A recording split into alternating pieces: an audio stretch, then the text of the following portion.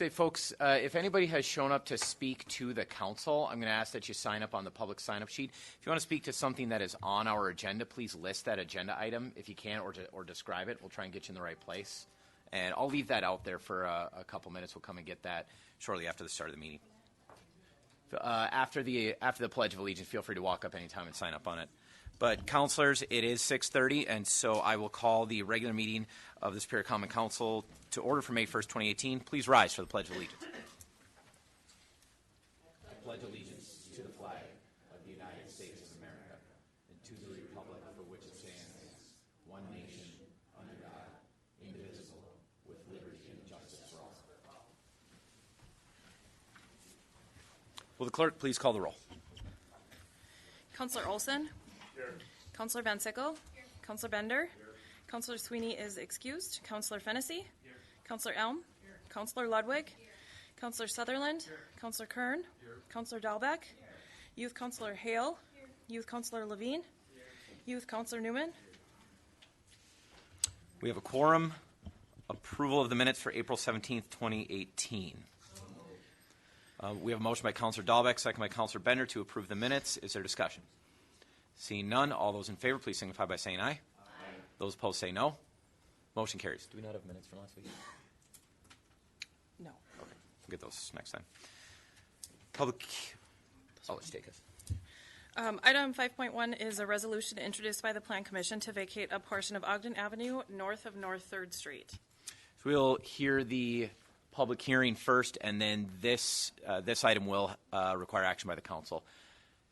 Is there anybody that would like to speak in the public hearing on item number 5.1 regarding the vacation of Ogden Avenue north of 3rd Street? Please approach the podium and state your name, please, sir.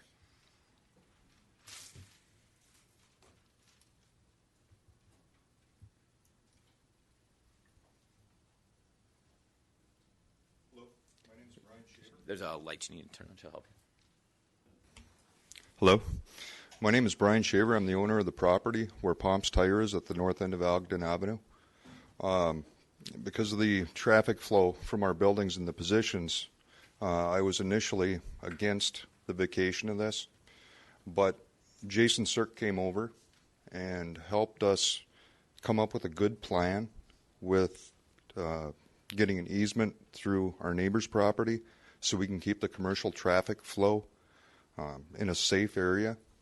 And I just wanted to make sure that the council was aware of that Jason did a phenomenal job for us. And we're withdrawing our objection, based on what's happening now with Jason's efforts. Thank you, sir. Would anybody else like to speak in the public hearing?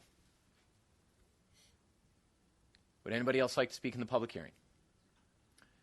One final time, would anybody else like to address the council in the matter of this vacation? Council, what is your pleasure? The motion to approve the vacation is made by Councillor Olson, the second by Councillor Fennessy. Is there discussion? Seeing none, all those in favor, please signify by saying aye. Aye. Those opposed say no. Motion carries. Item 5.2 is a public hearing regarding housing and community development needs. The public hearing is now open. Would anybody like to speak in the public hearing? Would anybody like to speak in the public hearing? One final time, would anybody like to address the council? See no public speakers. This public hearing is closed. There's no action required, Councillor. Item 5.3 is a public hearing regarding fair housing choice. Would anybody like to speak in this public hearing? Second time, anybody like to speak in this hearing? One final time, would anybody like to speak in the public hearing regarding fair housing choice? Seeing none, the public hearing is closed. This also does not require action. Item 5.4, public hearing regarding the Consolidation Annual Performance and Evaluation Report for 2017. The public hearing is now open. Would anybody like to address the council? Would anybody like to speak in the public hearing? One final time, would anybody like to address the council in the matter of the CAPER for 2017? Seeing none, this public hearing is also closed and does not require action. Item 6 is the consent agenda. Councilor Kern? Is it all right if I make a motion to suspend the rules and move 13.1 up? That motion is in order to suspend the rules and consider item 13.1. Is there a second? Second is by Councilor Olson. Discussion on suspending the rules? Seeing none, all those in favor, please signify by saying aye. Those opposed say no. Motion carries. Item 13.1. Item 13.1, staff from the American Lung Association and the Northwest Wisconsin Tobacco-Free Coalition would like to present recent regional smoking and Wisconsin wins data, as well as provide updates on the latest e-cigarette technologies.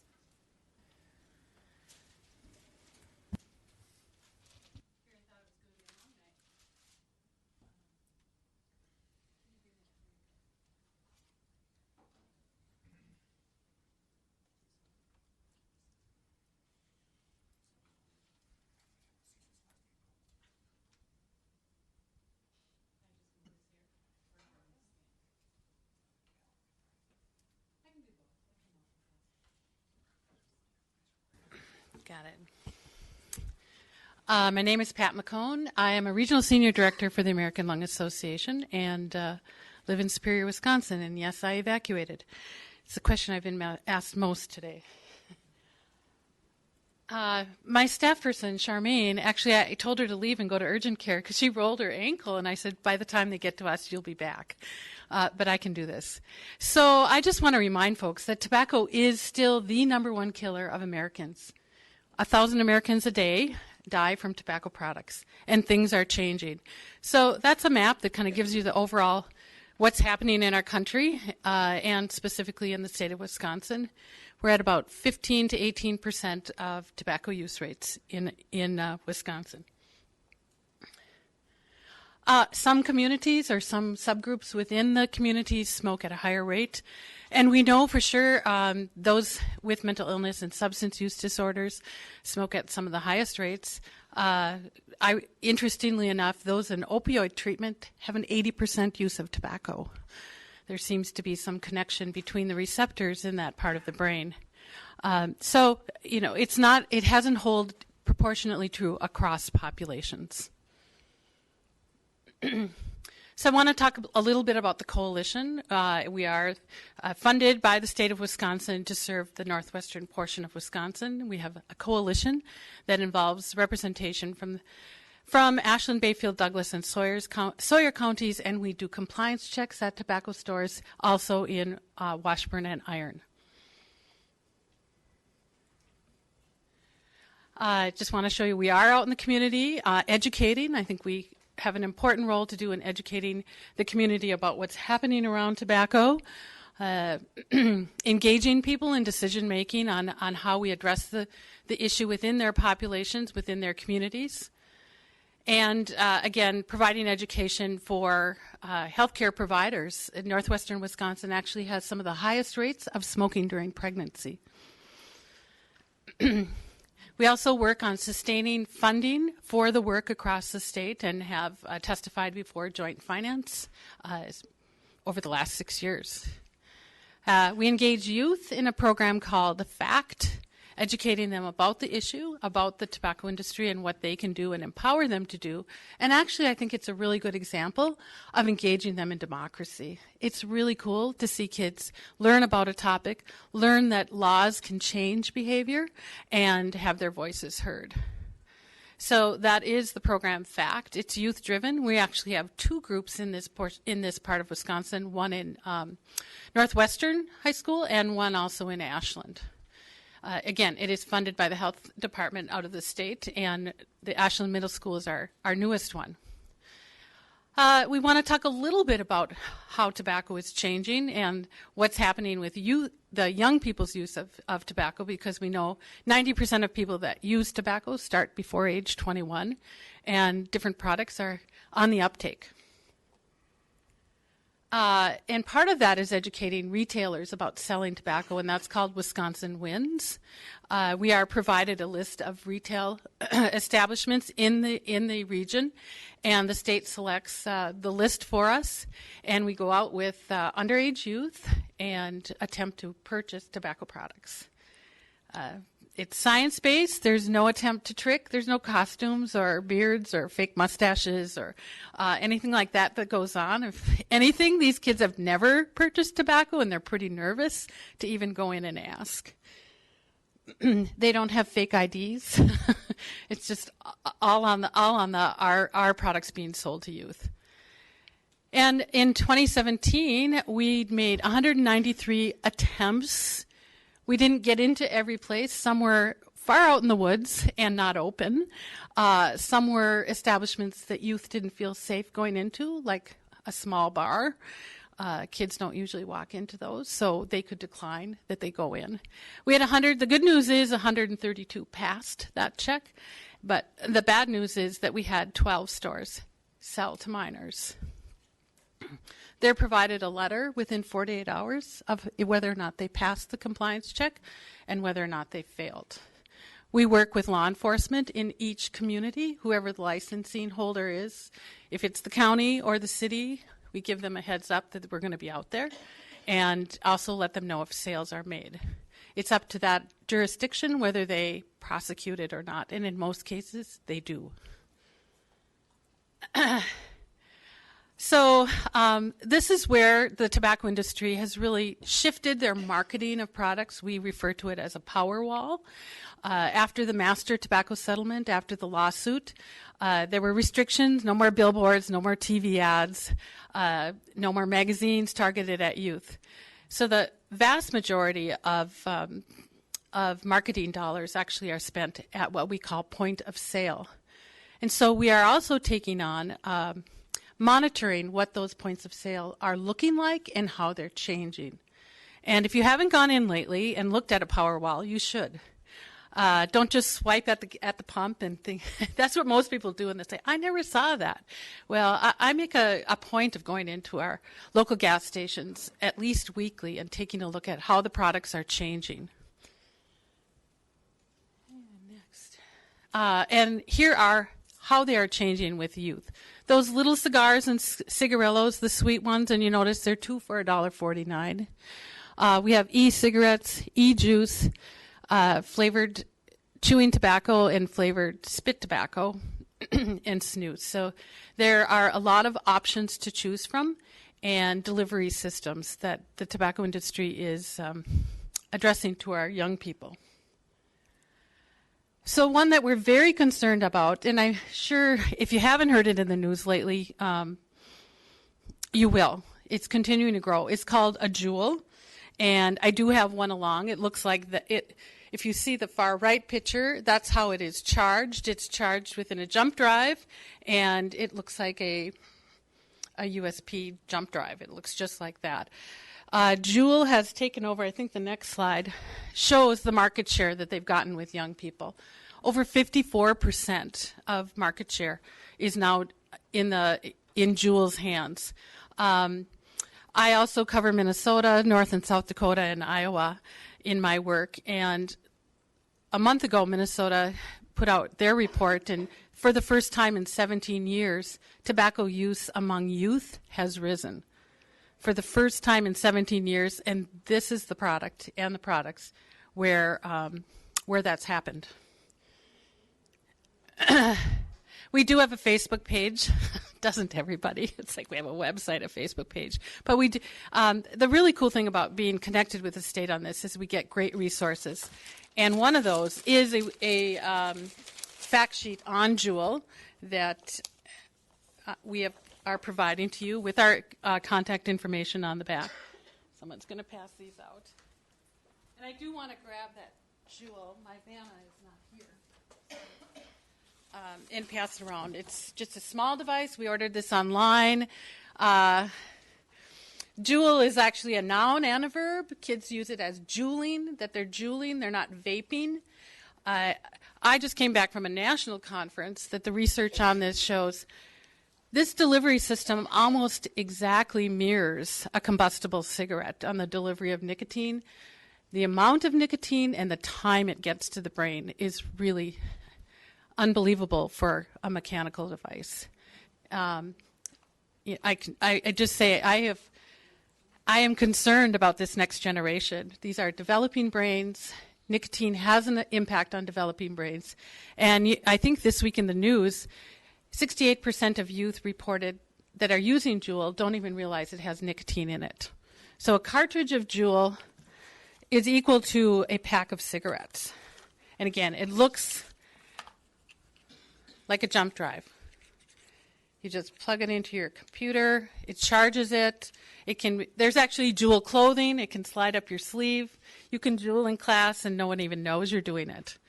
So we are concerned. We're going to continue to educate parents, educators, the medical community about these devices, and hopefully make some impact also on the federal level of regulating them.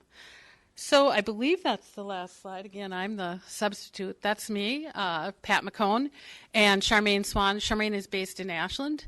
And thank you for your time. I think it's an important public health issue. I spoke to a county board in another state earlier today and said, we're all throwing away our romaine lettuce. And I don't think, not that I wish anyone ill. Nobody has died from it. 1,000 Americans die today, and we know what the product is on the shelves. So thank you. Ms. McCone, would you like to stay and answer any questions? Sure. Sure. Councilors, do you have any questions or comments? Easy enough for you. Well, I'd like to thank you for coming and presenting this very serious information. Thank you. You are welcome. Councilors, before I go forward, I know several members of the public have walked in since we began. I'm going to put our public comment sheet back out on the podium. If you wish to address the council, please list your name and your address. Please also state which matter you intend to speak to if it's on the agenda. If it is not on the agenda, then we will cover it under business by public at the end. We are therefore back in order under item number 6, the consent agenda. What is your pleasure with the consent agenda? The motion is by Councillor Bender, the second by Councillor Ludwig. Is there discussion? Seeing none, all those in favor, please signify by saying aye. Those opposed say no. Motion carries. Item 7.1 is the Human Resource Committee from April 16th, 2018. Motion is by Councillor Ludwig. The second is by Councillor Fennessy. Is there discussion? Councillor Olson. I have a question here, and just a confusion more than anything. So it reads that 7.1 subpart 5 to approve revised policies, non-union salary and benefits policy handbook. And when I go into the text of it, it looks as if subpart 4 and 5 under 5. In section 11, the health dental insurance remove eligibility for coverage for part-time employees. And part 5, section 16, benefits for other than regular full-time employees remove eligibility for health dental coverage for part-time employees. The minutes reflect that a motion was made by Sweeney, seconded by Fennessy to eliminate sections 11 and 16. The motion failed. The very next column says to table the whole thing. How are we tabling something that failed?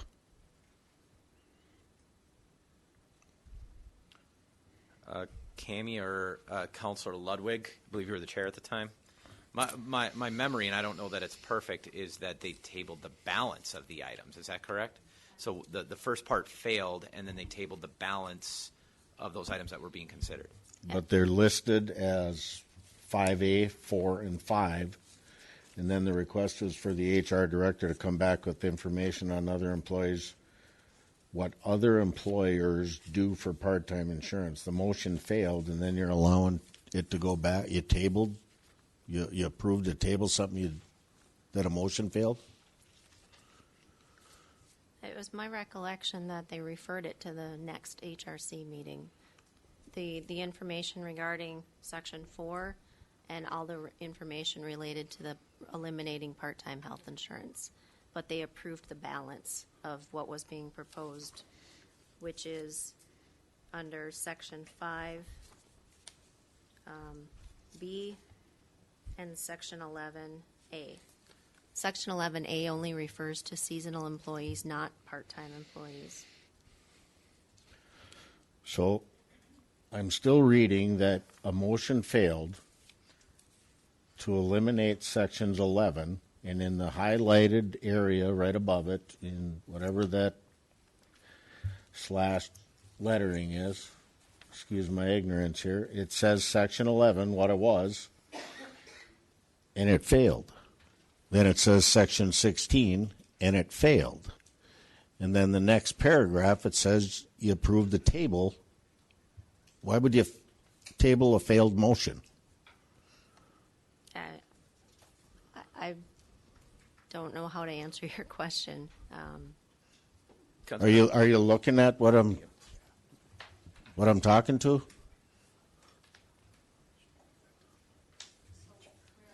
I'm in the minutes of the HRC meeting. Referred from 3/2018 council from the finance committee. It says to approve eliminating the city health insurance benefit for non-union part-time employees. Subpart 4, Section 11, health, dental insurance, remove eligibility for coverage for part-time employees.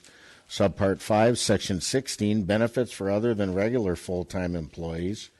Remove eligibility for health, dental coverage for part-time employees. Motion by Sweeney, second by Fennessy to eliminate those two things. Motion fails. Councillor, again, from my memory of it, that, and this may not be a perfect recollection, we'd have to listen to the audio, but my memory is that they discussed it, wanted to refer it, but voted it down initially that it failed, but it still would have been in order to refer it, having been agendized. So it was on the agenda.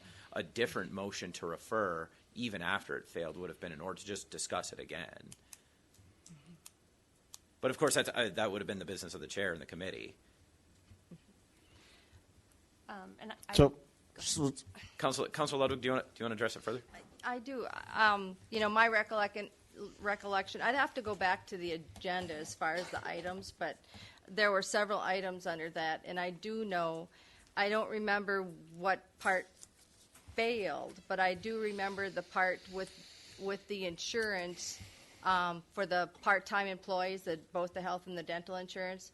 We did table that and refer it for Cammie to get more information on what other cities do as far as with part-time employees. Okay, so the way I'm reading it, you tabled it, and you asked the Human Resource Director to come back with information, so it's not referred. I would like to make a motion to refer this back to Human Resource Committee. Refer all of item 7.1? Yes. The motion is to refer item 7.1 to the Human Resources Committee. Is there a second? Second.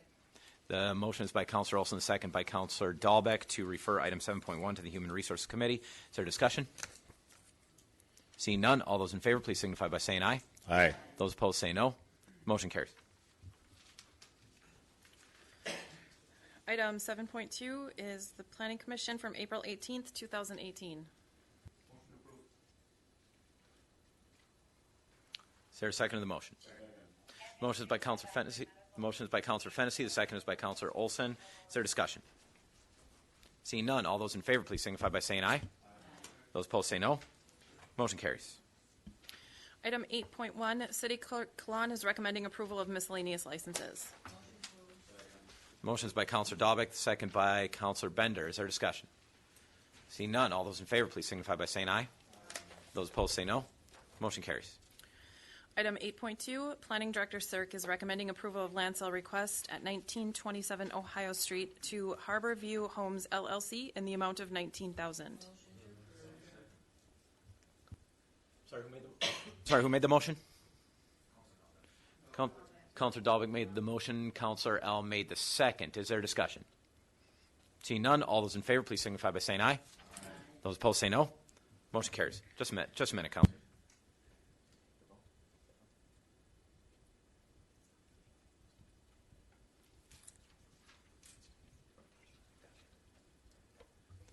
Sorry, I had a little confusion about something we just voted on. Where are we at? Item 8.3, Public Works Director Janigo is requesting approval to waive the bidding requirements for the purchase of two 2003 John Deere 1435 front mowers from Duluth Lawn and Sport via the Minnesota Net state bid contract. Motion is by Counselor Kern, second by Counselor Dahlbeck. Is there discussion? Seeing none, all those in favor, please signify by saying aye. Those opposed say no. The motion carries. Item 8.4, Public Works Director Janigo is recommending approval of a contract amendment for Master Builder Architecture at a cost of $33,000 for bid and construction phase engineering services related to the Municipal Service Building Improvements Phase 1 project. The motion is by Counselor Elm, the second by Counselor Bender. Is there discussion? Counselor Olson. Mr. Janigo, can you tell me why there's an amendment to this?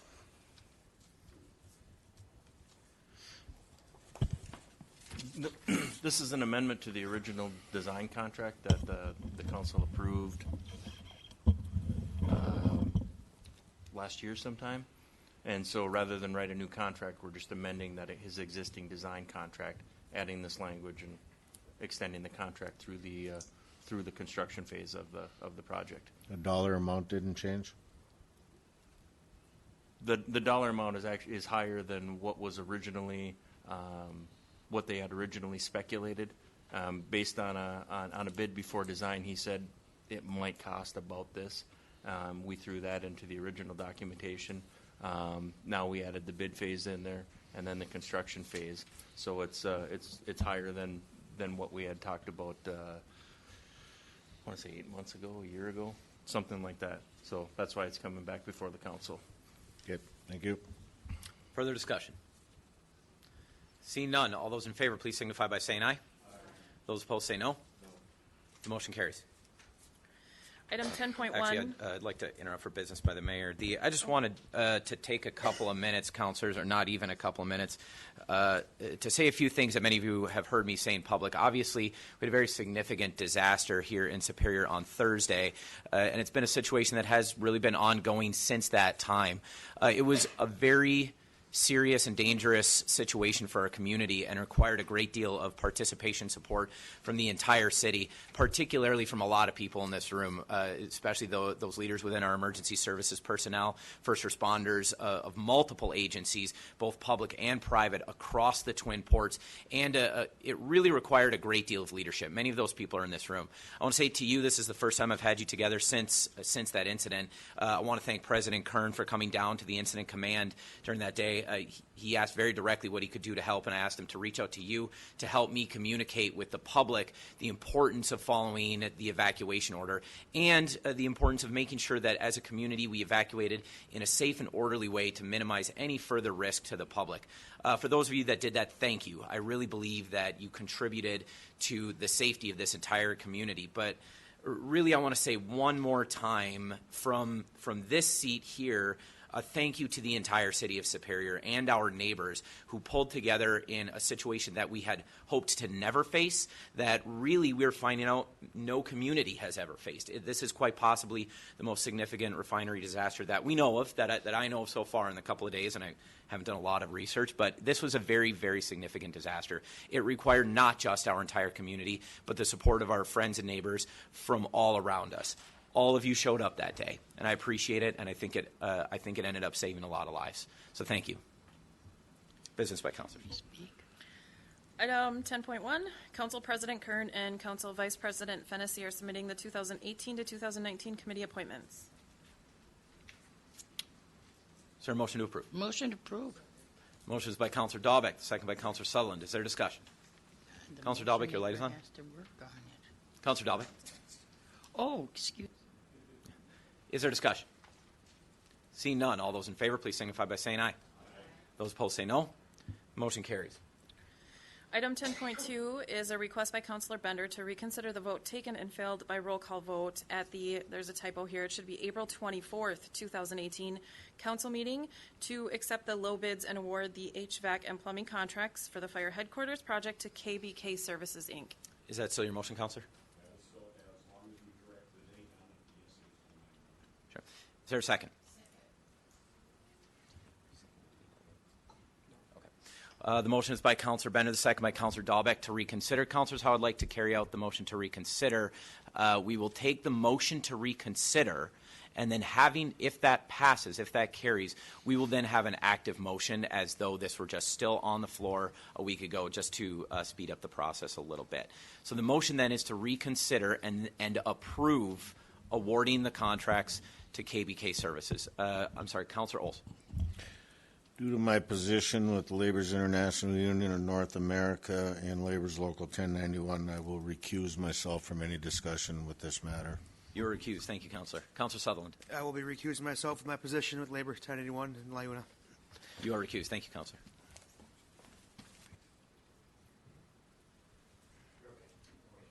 Explain that one more time as councilors are leaving. The motion to reconsider, if it passes, we'll put the motion back on the floor the same as it was in open session last week. If it passes, we will have an active motion. I'll explain that again. So the motion then is to reconsider. All those in favor, please signify by saying aye. Aye. Those opposed say no. The motion carries.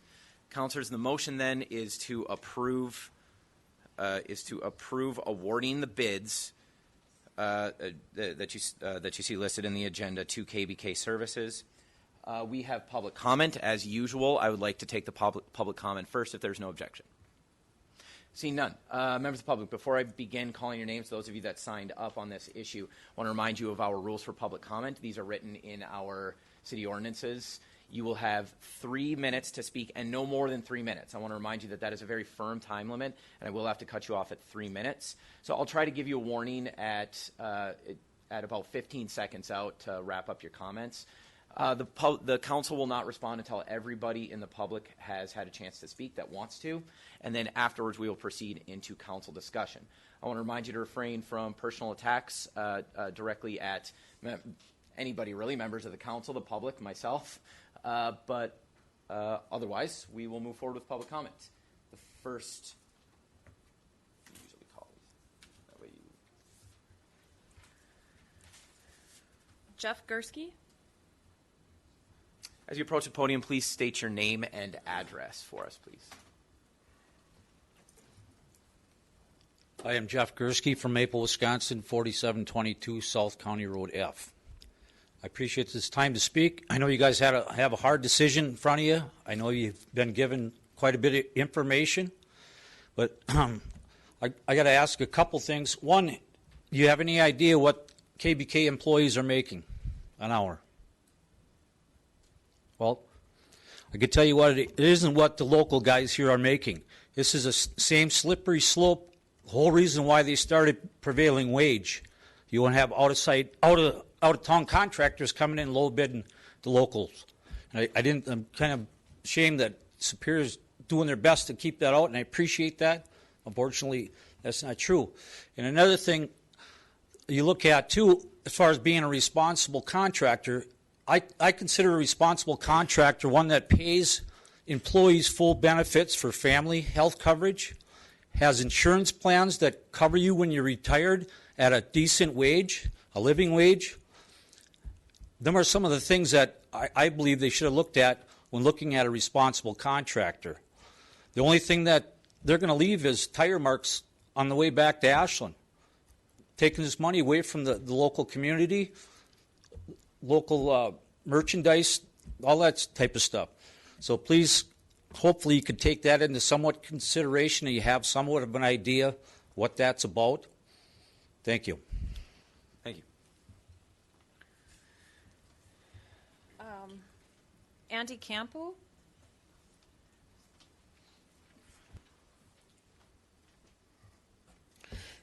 My name's Andy Campo. My address is 7578 Swan Lake Road, Culver, Minnesota.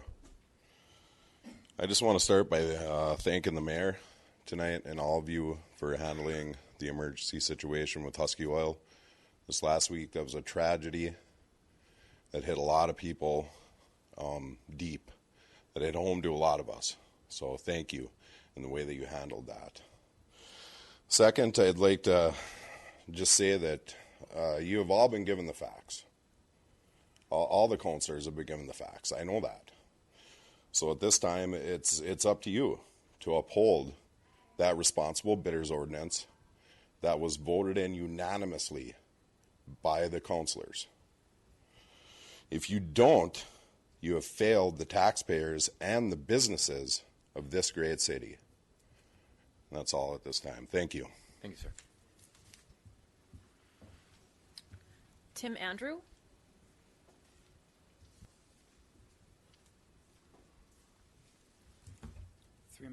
Yes, sir. Hello, my name is Tim Andrew. I represent the Northwest Wisconsin Building Trades. I'm an attorney from Duluth. My address is 302 West Superior Street. I'd like to make 3 points. I'll do so very quickly. First of all, your responsible bidder statute. The main idea is we don't want to pay tax dollars to bidders that have a record of labor law, wage hour, payroll violations.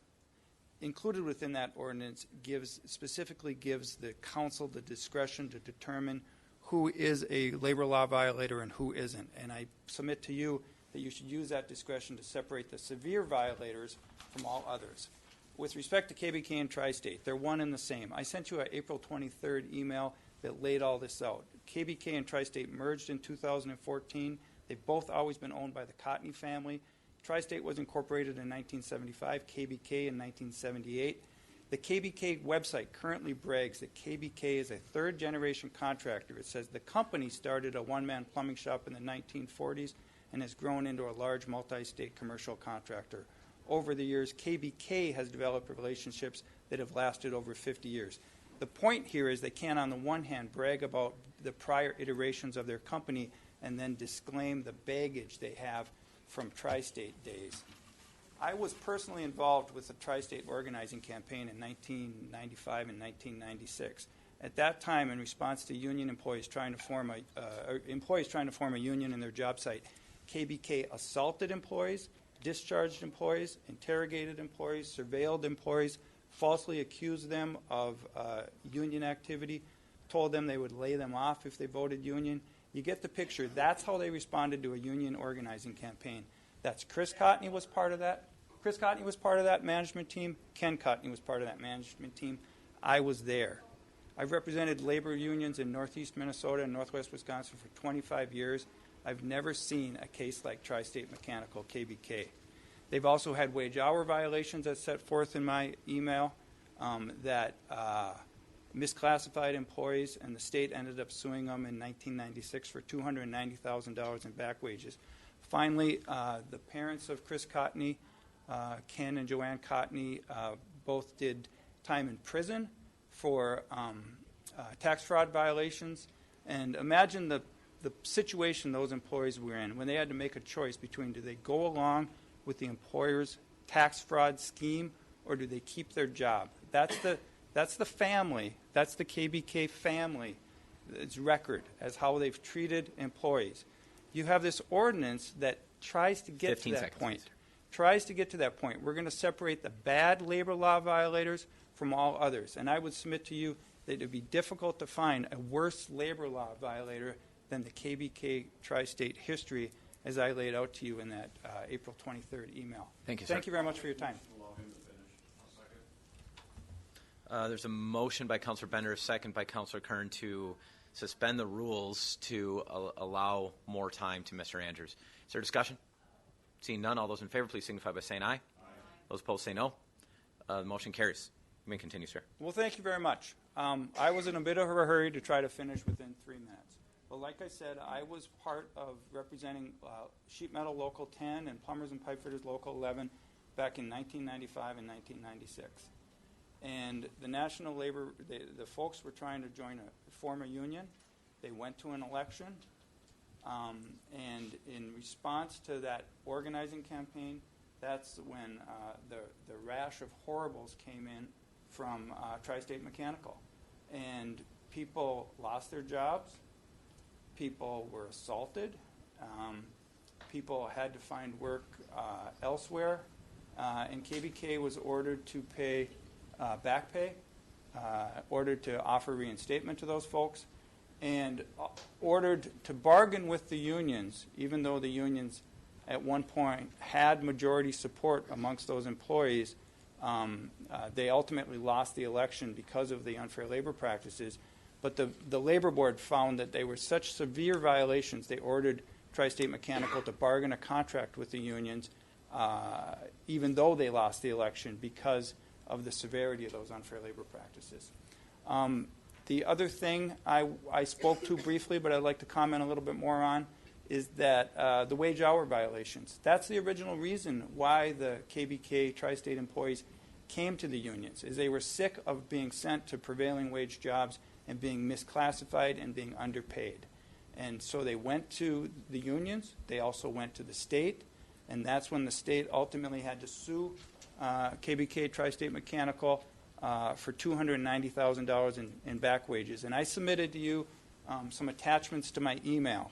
And one of the things, the newspaper article pointed out that when the state filed that lawsuit, Ken Cotney, the principal for Tri-State Mechanical, responded that he would sue the workers that called for the investigation. Just like in the unfair labor practice proceedings I was involved with, Ken Cotney threatened to sue the union activists because they called the union. The tax fraud is along those same lines. Those folks, the workers, simply worked as they were assigned. They got paid for 40 hours of straight time, but they never got overtime. Why?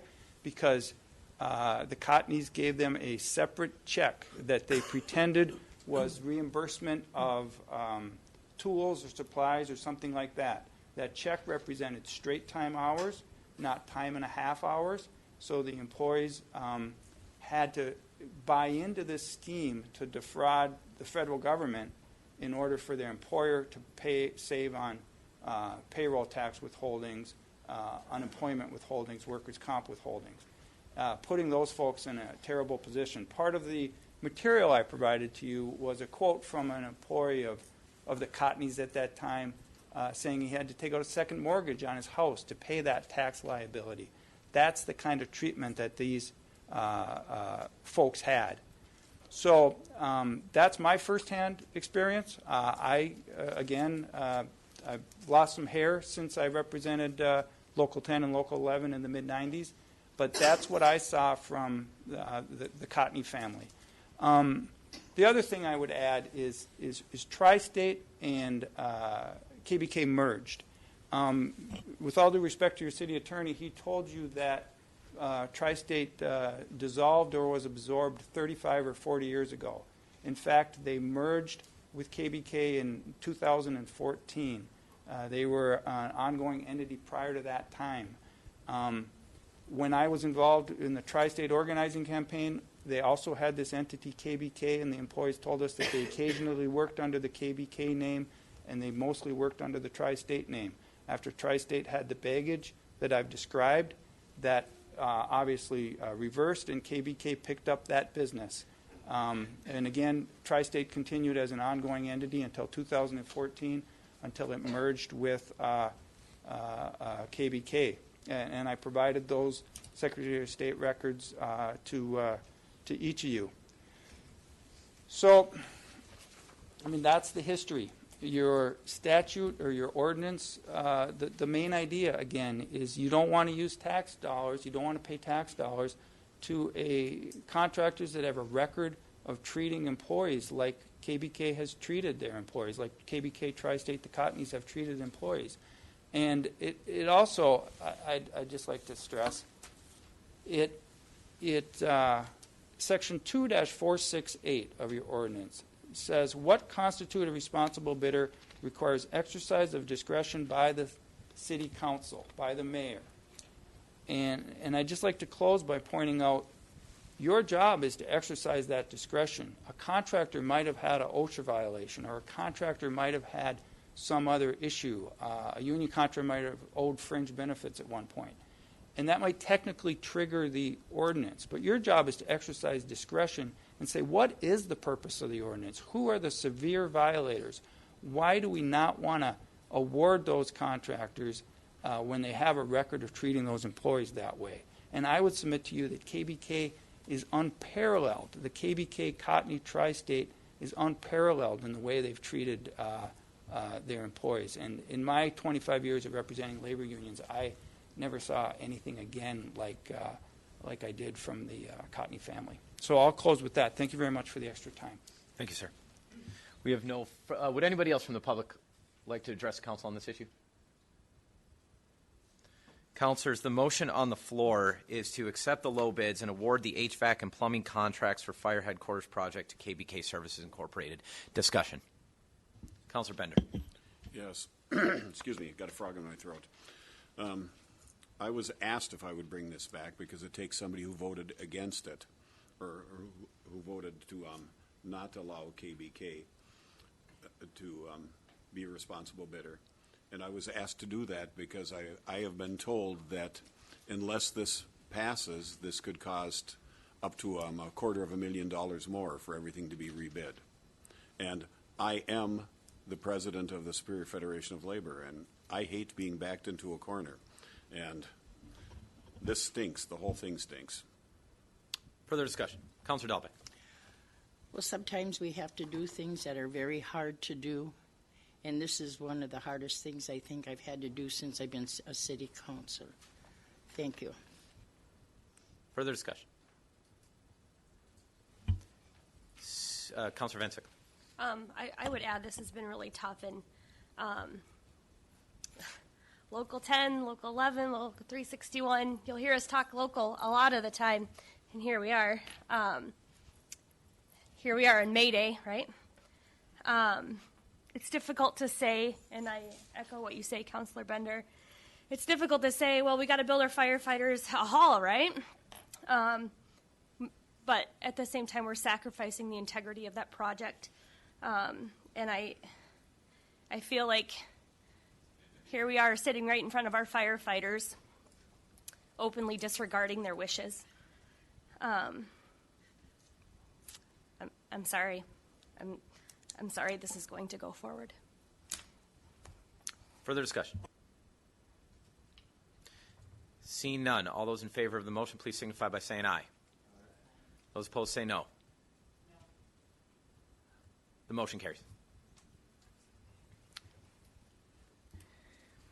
Item 11.1 is a resolution introduced by the Plan Commission setting a public hearing on June 19th, 2018 at 6:30 p.m. in the Government Center, Room 201, to vacate a portion of Water Street and 36th Avenue East. I'm sorry, yeah, we have to, yeah, we'll repeat the motion in a minute.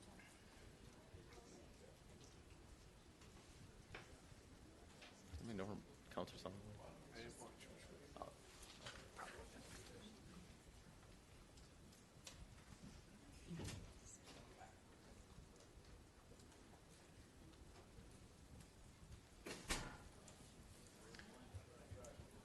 Councilors Olson and Sutherland, welcome back. We'll restate the motion for resolution item 11.1. Ready?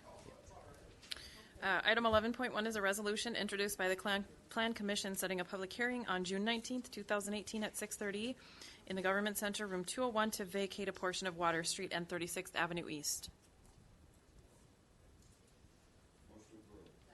Motion is by Councilor Bender. The second is by Councilor Ludwig. Is there discussion? Seeing none, all those in favor, please signify by saying aye. Aye.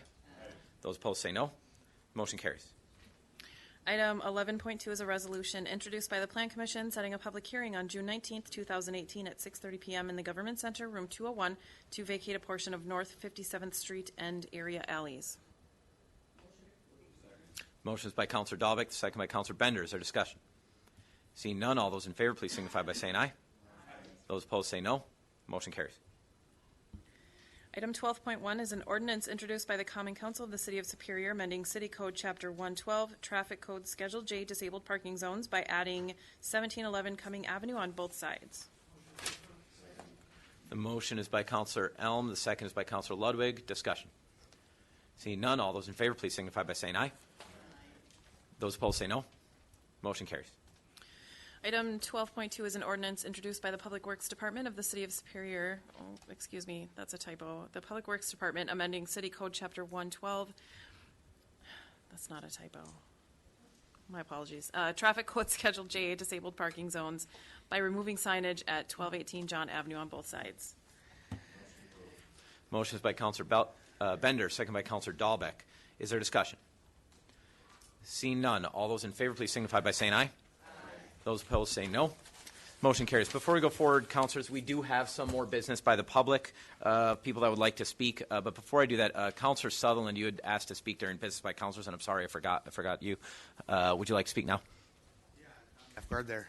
I just want to say thanks, like you echo what you said, and with our first responders there from fire chief and police chief and Huskies ERT team did an amazing job. I was there, witnessed it.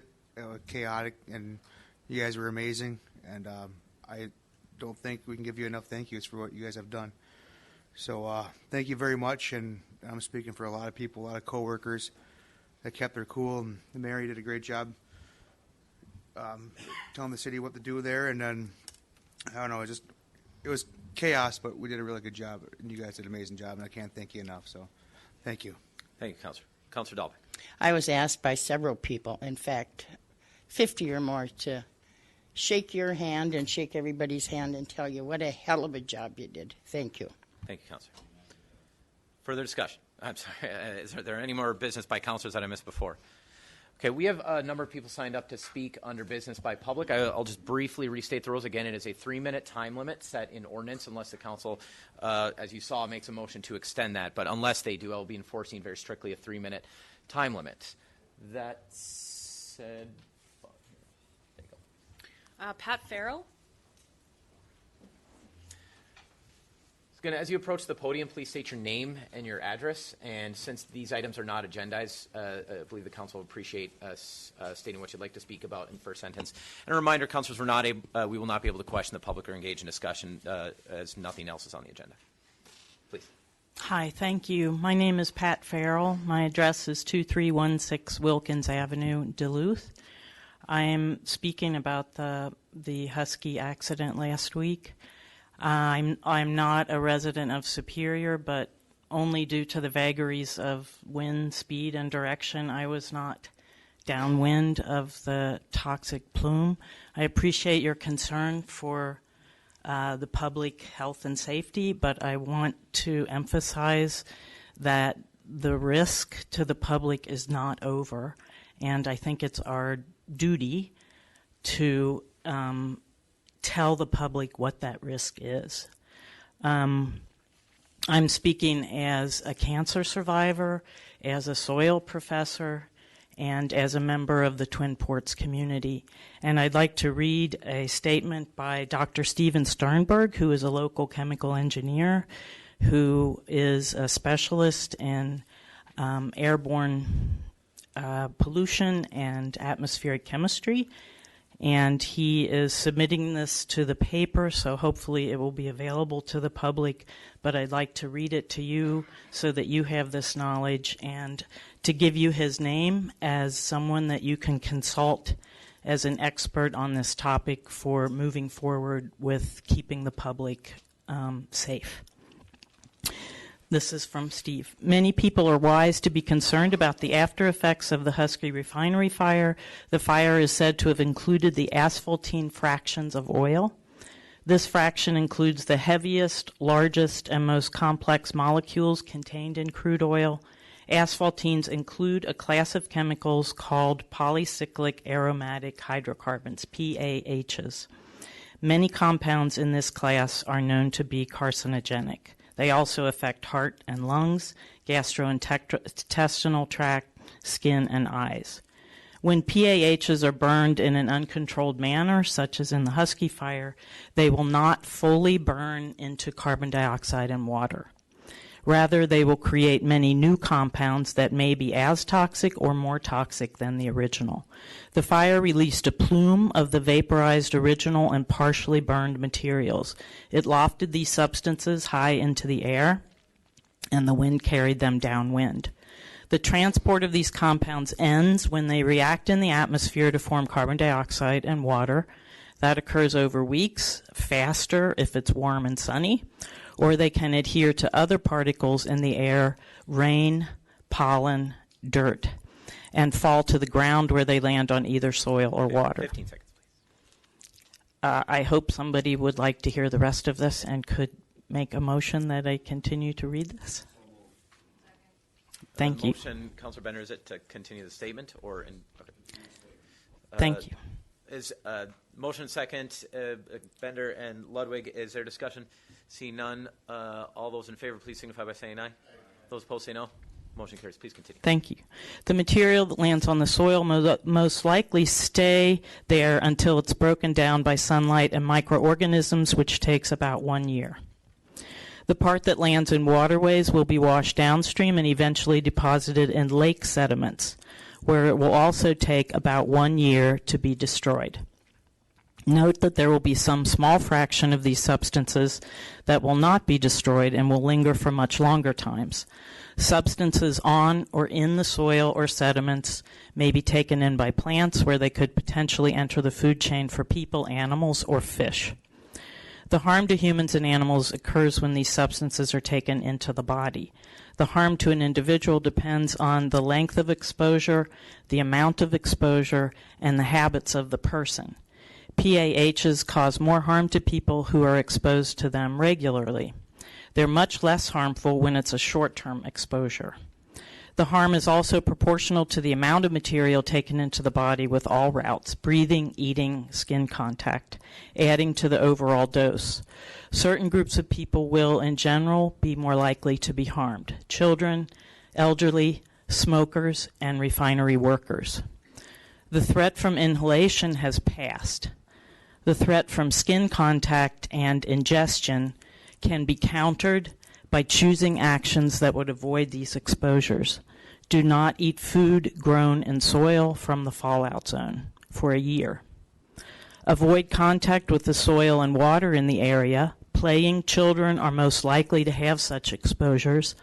Also, a friendly reminder to quit smoking. Steve's advice as a father of 3 and a chemical engineer: for people living downwind of the plume fallout zone, which is mostly south of Superior with some distance east and west, think of a triangle starting in Superior, heading south for 30 miles, and being 5 miles wide at that distance. His advice is plant flowers, not food, in your garden this year, and wear disposable gardening gloves when working with the soil. Do not let children or pets play in the soil for at least 1 year, or consider replacing your sandbox with new sand. No swimming or fishing in lakes within the fallout zone for at least 1 month. Rivers are probably okay, and fruit and nut trees will probably be okay. Thank you for your attention, and I hope that you disseminate this information to the public. Thank you. Councilors, before we proceed with the rest of public comment, do you want to keep our time limits the same, or do you want to make a permanent adjustment for the rest of the evening? Fair enough. Meg Krausch.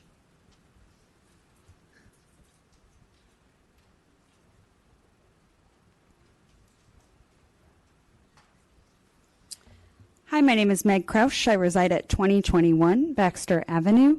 I am an assistant professor of sociology at the University of Wisconsin-Superior. I am here today as a social scientist. I have a list of questions that I have heard and compiled from community members who live and work in Superior. These are not, I want to emphasize, these are not rhetorical questions. I'm not expecting, obviously, answers tonight. I'm hoping to read them to you and get them on the record. But many of these are from UWS students, but they're also from the wider community in Superior. So, is the site still hot? Are there still fire concerns at the site of the refinery? What's the role of independent scientists in all of this for verifying tests in terms of second opinions, because that's just good science, right? Where can people go to get their questions answered that isn't a Facebook page? Because we know on Facebook pages that leaves people open to being attacked, to being trolled, and that isn't a site that's run by Husky Refinery. What medical symptoms should people be on the lookout for? What's the instruction for people who grow food locally, including commercial growers? What compensation will be available for them for these losses? Where did the particulates end up? In the blast zone, in the plume? Where is that exactly? What are those zones? How will the city work with UWS to improve their evacuation plan? That evacuation situation was not a good experience for many of us. Why was UWS ever considered a mustering point? Why doesn't the city have a designated shelter and a designated helpline ready to go in the event of an emergency such as this one, since we have a refinery in our community? What about the deer who are right near the site? And what about the people who eat the deer? What's the status of Lake Superior? Will it be safe to swim in, and how will we know that? What are Husky's plans for the future with hydrofluoric acid, and what are the city's plans regarding this risk? Why is the propane gas tanks located right across from the refinery in the first place? Why are those so closely located? What exactly what tests are being run on the water and soil, and what is the time frame of those tests and those test results? What was the cause of the explosion? What do repair and reconstruction of the refinery actually look like? I don't think I can finish quite. This. Okay. I guess what I want to say is one thing I've learned over the last several days is that lack of information actually also can cause panic. Thank you.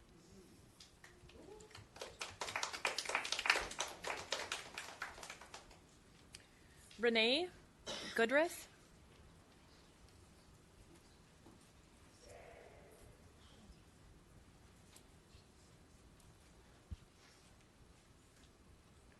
Hi, my name is Renee Goodrich, and I live at 314 John Avenue.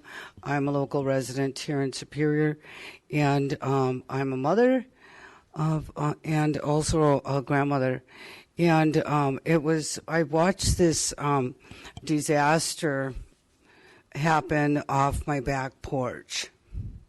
And I think I want to thank UWS Superior for sharing those multiple questions. And we have these questions. The local community has multiple questions, many questions, but also community members in Duluth. I have family members in Duluth, and I was a long-time resident in the state of Minnesota, and I've been here, this is my third year. So I have family here. But questions. There are so many questions. So thank you, UWS Superior, for reiterating those most important, I think, foremost questions that are at the top of our community members' minds.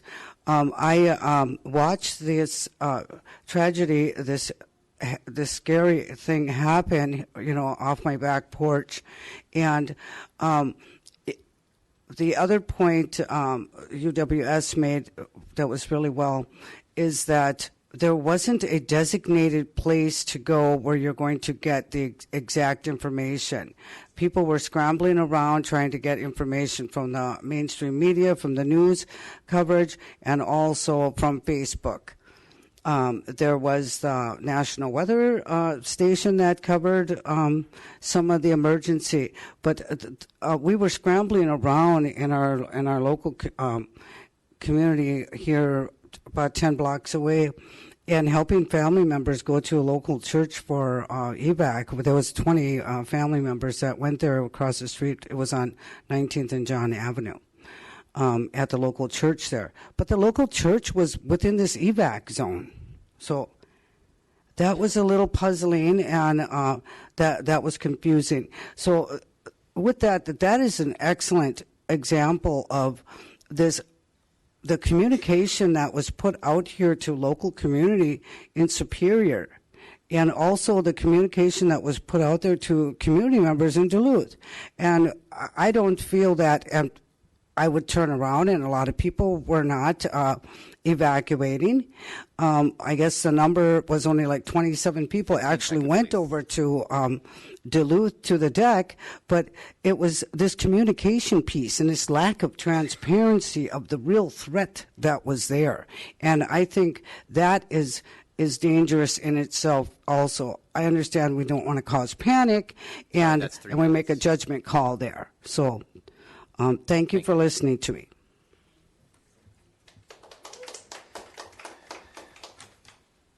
Tanya Abed.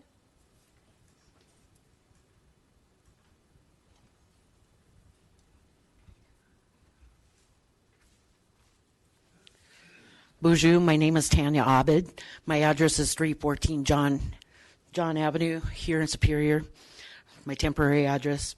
I come to stand here before you. I was out of state in Minnesota visiting with family over there. And when I came back, I had to let my sister know that when I came back, I had a hard time breathing.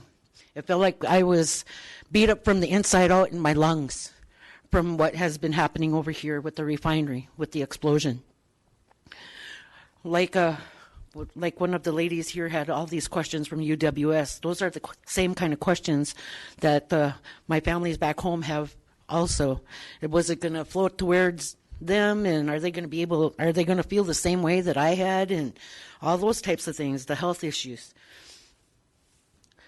I just want to also let you know that according to the Declaration of Indigenous Rights that was signed back in 1990, when it came forward in 1990, everything that came about, right down to the minute things, like with the chemicals that came out from over this way, those go against what we believe in the Declaration of Indigenous Rights. The things that had come out are the plumes that we've seen, the smoke and everything, the asphalt, the oil, the tar sands oil that comes from Alberta or from the Bakken oil fields. That goes against what we believe in as Indigenous people.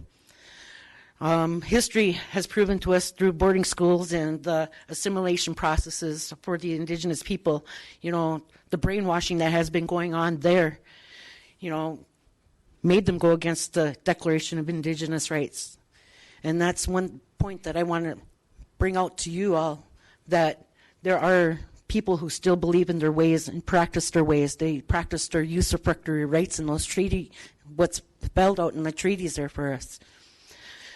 So I want to thank you, Mayor, for being able to have people go out of the city, evac the city. But at the same time, over in Duluth, there was a traffic jam getting out of the city, trying to get to their families over in Minnesota or even further out in Wisconsin. So just as a testimonial to you, my lungs did hurt from the inside out, from the top to the bottom of my lungs. Felt like they were beat up from the inside out.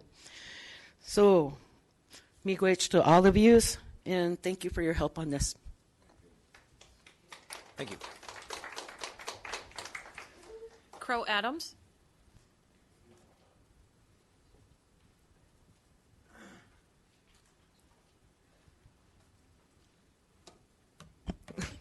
Gotta lift it up. Hi, sorry, I'm Crow Adams. I live at 3416 Gordon Ave, just south of Merrill. So no, I don't live in the area, but I work up here. I'm paralegaling for all the cases for people that were arrested fighting Line 3, which is related to this Husky oil refinery explosion. A lot of the rhetoric that's been put out there is, it was an asphalt explosion, and it sounds like a lot of people in the room are more well-versed about asphalt needs oil to be refined to make itself. So those two things are very connected, and people were forced to go to court the next day seemingly right before the evacuation was lifted, and we found out it was because of this arbitrary 3-mile buffer from the zone, and this is just right outside of that, which we were wondering about when it was all happening. We're like, are they going to evac the jail? So that's kind of another layer of institutionalized racism happening there too, and people that are incarcerated, people are getting evac and the jail is just staying there. It's something to think about. Yeah, I guess before I get ahead of myself, the day after, too, when we came to court, we went straight to the Environmental Health Services office here in this building in the Douglas County courthouse for the city of Superior, asking how we could get our water tested, what kits were available for people living at home, what was being done to monitor the air quality, and how people could also do those on their own accord, and who we could talk to. And the people, they were helpful, and they met us, and they answered our questions, but only to a certain degree. They said the EPA had it under control, and if that was true, there was no representatives here from the EPA giving out that information, or helping people understand how their water was being tested, or what it was being tested for. And we were well, maybe at least we can get some kits to take home. And there was no kits. There's no kits for people that were being told it was safe for them to go back to their houses, and safe for them to drink the water, and safe for them to breathe the air. There was nothing for them to take back to their houses to test those things for themselves and make those decisions for themselves.